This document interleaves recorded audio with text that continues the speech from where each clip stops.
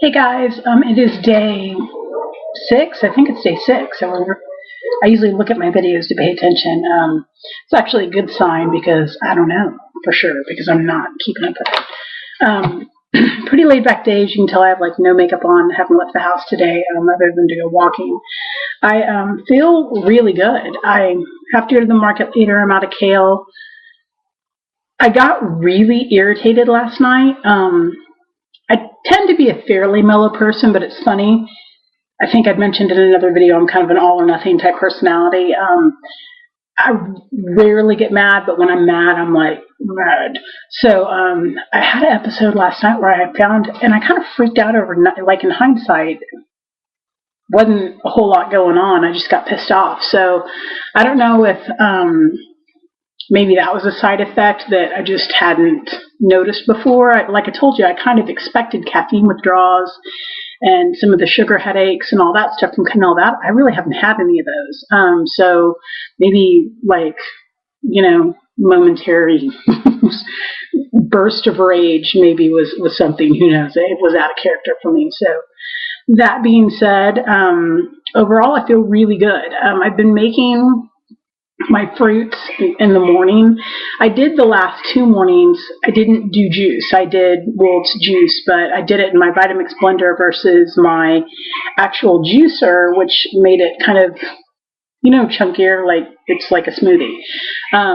So feel really good. I think that gave me a little bit more energy. I noticed. I haven't weighed myself again. Like I told you, I think I'm going to do it, on Mondays. But I watched another documentary. I think a lot of us that are doing this, probably the catalyst for it were, to lose weight rather, was because we had seen Fat, Sick, and Nearly Dead. Well, I watched a documentary on Netflix today that I think was, I don't want to say more powerful.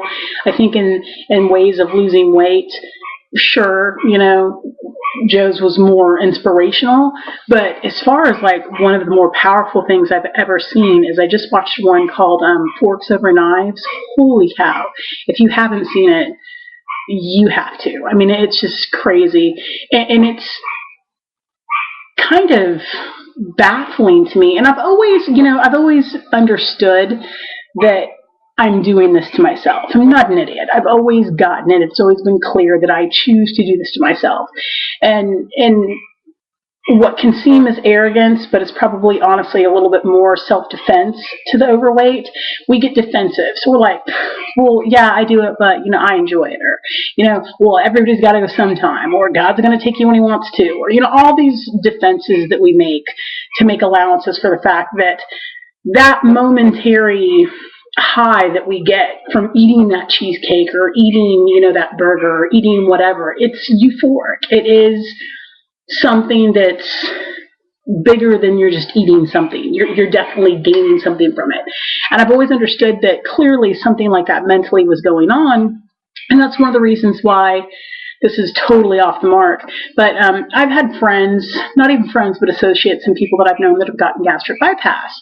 I've always kind of, I don't want to say scoffed. I certainly think that there's, situations where somebody, can benefit from that.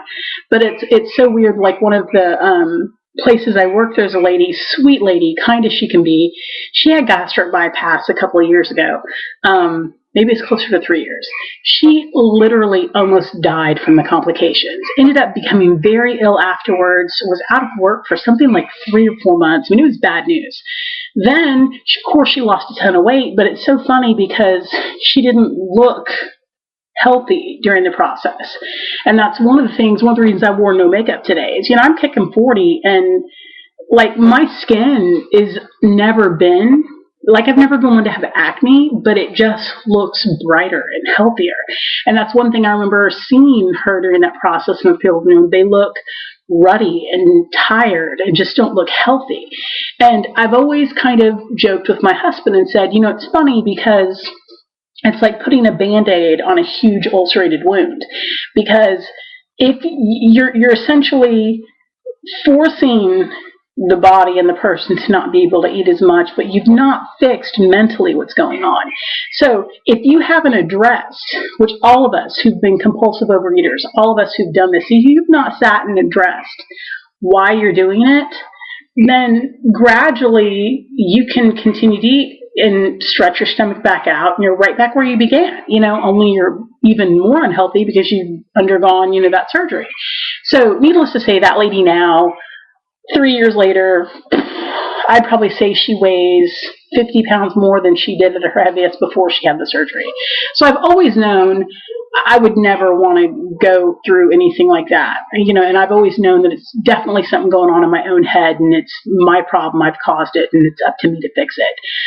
That being said, one of the things that kind of made me feel validated in a sense almost is in this documentary, Forks Over Knives, they flat tell you that it's not you, not to say it's not you, because clearly you bring it to your mouth, but they do tell you there are things in these foods, there are additives, there are things that do make you crave it, and in a sense it is like a drug, and I've always said, it's kind of funny because if you're an alcoholic, you can just not pick up alcohol. If you're, God forbid, like a crackhead or whatever, you just don't pick up the fight. But food's something we have to do every day. And I really think, honestly, from like a, again, this is awful to say, but from like a junkie standpoint, I think that that's why juicing has been so effective for me, is it's kind of providing me the nutrition and cleansing my system out, but it's kind of removed that element of preparation and all that. Maybe I'm not making sense. It totally makes sense to me in my own head. But anyway, for me, I really think that that's one of the reasons this is working. I've never in my adult life felt this clear, this good. I'm known, I would say, by my friends and family. I'm a pretty smart girl, not to pat myself on the back. Pretty level-headed, but I can be scatty in the sense that I'm that person that, I'll put down this barrette and then I'm like, 2 seconds later, where the hell did it go? What'd I do? Stuff like that. I guess I would say it's absent-minded. I have noticed that, like, don't want to say lost something, I also hide things from myself. I put something away, and then my husband asked for it yesterday, and it was like a month ago that I had put this thing, and it's like a weird thing, like it's the kid's camera, it's a little camera, I stuck it in the file cabinet. It made sense to me at the time. But when he asked me last night, boom, I went straight to it, and I remembered where it was. There was no thought about, where I'm at or whatever. So it is incredibly remarkable to me how I feel. I can't begin to tell you, if you're thinking about doing this and you're saying, oh, I can't, I won't. I ate fast food. I drank Coke. You may as well mainlined it into my arm, because I'm here to tell you, I drink fat Coke all damn day, all day long, lived on it. I have never felt this good. Overall, I wake up. When I'm up, I'm up. And I remember I would wake up and I'm like, come and drink a Coke.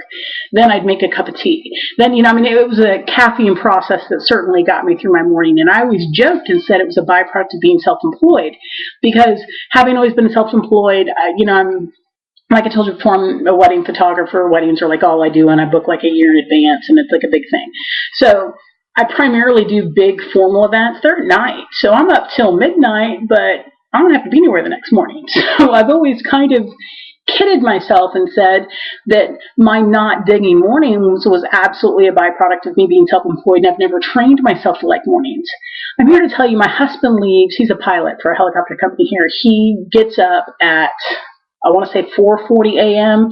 He's out the door by 5:30. The last 2 mornings, he eats the same thing every morning. He makes his little breakfast. It's the same stuff. So I've always left him to do it to him, for himself. I've never gotten up or bothered. I do it with the kids, of course. But the last 2 mornings, I've gotten up and made his breakfast, and I never do that, And again, I'm making someone's breakfast, and it's not bothering me. I'm not thinking, oh, I want to eat it, or anything like that.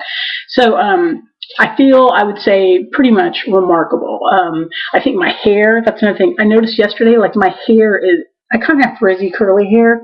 It's shinier. It just overall, the texture of my hair feels better. So there's lots of stuff like that going on. It's remarkable. That's pretty much the only thing I can say is it is remarkable. So I'm definitely trying to look into transitioning after this into like a raw food situation. I'm still kind of trying to figure that out. And one of the things, the boredom, at least for me, that comes from not eating, and you really do not know how much time you spend entertaining yourself with food till you're not, and then you're like, you know what I'm going to do. That being said, I enjoy the whole juicing process. I dig making it. I like washing the produce. I like it.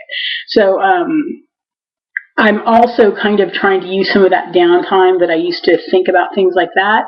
I'm like trying to research all the different raw food options and where to go from here, because I think that's something that you have to put some thought into, because they always say, you know, the worst way to fail is to not have a plan. And so I'm trying to kind of make a concerted effort to do that and to kind of plan out where I'm going from here and what path am I on. And I feel really good. Like, I actually had a thought today.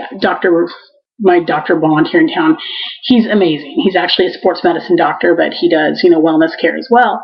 And so I've gone every year, and like I think I told you, I feel like I dodged a bullet every year because my numbers are good, you know, remarkably good for the fact that, you know, I'm 100 pounds overweight. But I kind of had the thought today, I'm like, when do I go back? I can't remember exactly the day I go back.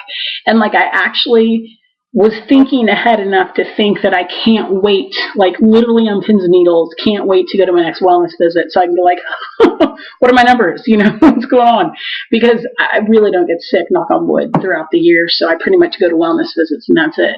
So, but it made me feel good to realize that I had been thinking that way. I had actually been thinking, you know, I'm going to kick ass at my next year's wellness visit. That made me feel good. So overall, like I said, could not feel better, could not be more excited about the process. You know, day 6, I really kind of, everybody told me, and everything I'd read said that, you know, the first 5 days were going to be the hardest. I have not had the headaches. I have not, you know, done all that stuff. So I'm, like I said, basically excited. I talk way too much, so I'm going to let y'all go. So anyway, that's what's going on today. Wish you all well. Have a great day. Bye.